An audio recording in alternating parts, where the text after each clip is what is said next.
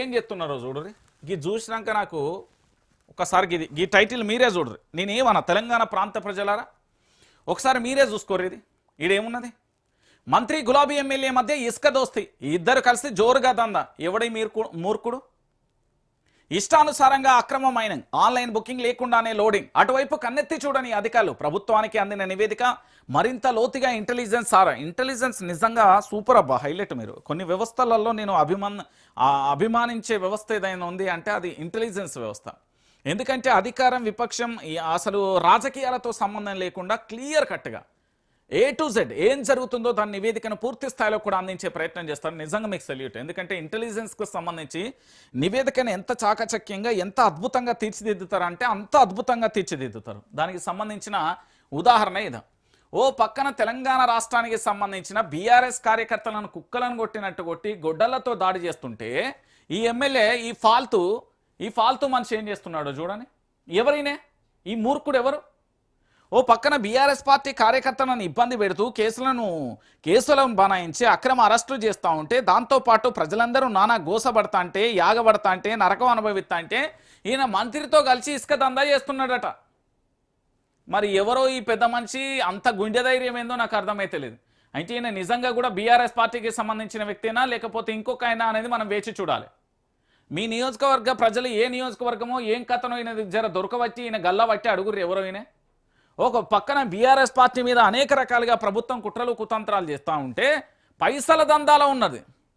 పైసల దందా కోసం అంటే ఒకసారి మీరు ఆలోచించారు. ఇక చూడుర్రి ఇక్కడ వీళ్ళు ఇది ప్రభుత్వం పేపర్ రాసుకొచ్చింది. సహజంగా అధికార ప్రతిపక్ష లీడర్ల మధ్య రాజకీయ వైరం ఉంటుంది. ఒకరిపై మరొకరు పట్టు సాధించేందుకు అనుక్షణం ప్రయత్నిస్తుంటారు. కానీ ఉత్తర తెలంగాణలో మాత్రం భిన్నమైన పరిస్థితులు ఉన్నట్లుగా ప్రచారం జరుగుతుంది. ఓ మంత్రి నిత్యం వివాదాలలో ఇరుక్కునే ఓ గులాబీ ఎమ్మెల్యే మధ్య మంచి స్నేహం కుదిరిందని, ఆ స్నేహం కాస్త ఇప్పుడు ఇద్దరు కలిసి బిజినెస్ చేసే స్థాయికి వెళ్ళినట్లుగా చర్చ జరుగుతుంది. వ్యాపారం చేస్తే తప్పులేదు, కానీ ఇరువురు కలిసి ఇసుక అక్రమ రవాణా చేస్తున్నట్టుగా ఆరోపణలు వినబడుతున్నాయి. ఈ విషయం ఆ నోటా ఈ నోటా చివరికి ప్రభుత్వ పెద్దల వరకు వెళ్ళినట్టుగా తెలుస్తున్నది. కేసీఆర్కు నేను విజ్ఞప్తి చేస్తున్నా, ఇగో ఈ పెద్ద మనిషి ఎవరో ఆల పొద్దుగాల బీఆర్ఎస్ పార్టీ నుండి సస్పెండ్ చేయరు.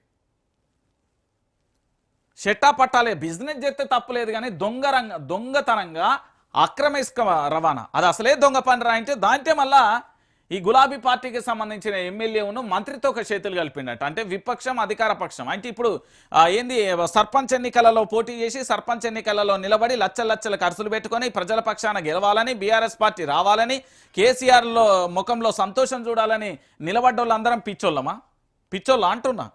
అయితే ఈ ఎమ్మెల్యే పరిస్థితి ఏందో ఒకసారి చూద్దాం. ఇద్దరి టార్గెట్ ఒకటే. సదరు మంత్రి ప్రతిపక్షంలో ఉన్న ఎమ్మెల్యే లక్ష్యం ఒకటే అవడంతో ఇద్దరు పార్టీలకు అతీతంగా ఒకటయ్యారు. దీపం ఉన్నప్పుడే ఇల్లు చక్కబెట్టుకోవాలనే నానుడి ప్రకారం చట్టాపట్టాలు వేసుకొని వ్యాపారం చేస్తున్నట్టుగా అక్కడ ప్రచారం జరుగుతుంది. ముందుగా గులాబీ ఎమ్మెల్యే కొంతకాలంగా సొంతగానే అక్రమ ఇసుక రవాణా కూడా చేసిండు. ఇసుక తెలంగాణలో ఈ పెద్ద మనిషి ఎవడో ఈయన గల్లబట్టుకొని అడగాలి. ఈయన సంగతి అసలు వదిలిపెట్టేదే లేదు. నేను మళ్ళీ చెప్తున్నా, ఎందుకంటే తెలంగాణ ప్రాంత ప్రజలారా దయచేసి ఆలోచించండి.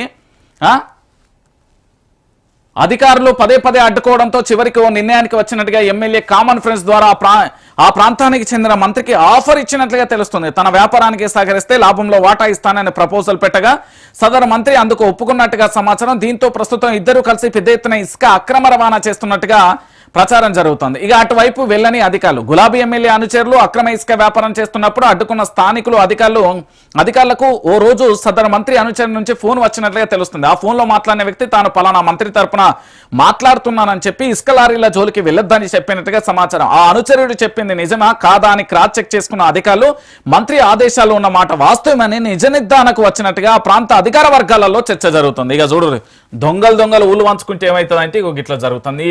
ఈ మంత్రి ఎవరు, ఈ ఎమ్మెల్యే ఎవరు కాస్త మీకన్నా తెలితే నాకు సమాచారం ఉంది. అది గులాబీయా లేదా కాంగ్రెస్ ముచ్చటద్దు. ఇగో ఇది ఏ నియోజకవర్గం అని జర క్లారిటీ. ఎందుకంటే దీని పూర్వాపరాలు మొత్తం చర్చించిన ఎక్కడ దొరుకుతలేదు దీని ఆనవాళ్ళు. ఇగో నా నెంబర్ ఇస్తాను, నాకు ఈ నెంబర్ ఫోన్ చేయరు. ఎవరో ఈయన బట్టలు ఇప్పి బదట్లా నిలబెట్టపోతే చూడు. ఓ పక్కన బీఆర్ఎస్ పార్టీ కార్యకర్తలు అధికారంలోకి రావాలని అహర్నిశలు పోరాటం చేసి వాళ్ళు కేసుల పాలై పూర్తి స్థాయిలో రచ్చరచ్చగా వాళ్ళ జీవితాలు రోడ్ల మీద నిలుస్తుంటే ఇసుక అక్రమ రవాణా చేస్తున్నాడట. అది మంత్రితో కలిసి మంత్రికి ఇంత మాట అన్నట, ఎమ్మెల్యేకి ఇంత మాట అన్నట. ఇగో ఈ పెద్ద మనిషి ఎవరు ఏం కథ జర మీ దగ్గర అప్డేట్స్ ఉంటే నాకు వాట్సాప్ చేయరు. ఈ బట్టలు ఇప్పపోతే అడుగురు నేను. ఏంది ప్రజల చేత ప్రజల కొరకు ఎన్నుకోబడి ప్రజల పక్షాన నిల్చొని ఇప్పటికే ఇబ్బంది పాలవుతా ఉంటే, నరకం అనుభవిస్తూ ఉంటే ఇంకా పూర్తి స్థాయిలో అక్రమ ఇసుక రవాణా చేస్తున్నావు. ఆ దొరకబట్టి పూర్తి స్థాయిలో దాని సంగతి ఏందో తెలుద్దాం. ఎందుకంటే తెలంగాణలో ఉన్న ప్రతి ఒక్కరికి కూడా తెలియాలి కదా, దాంట్లో ఉంటుంది.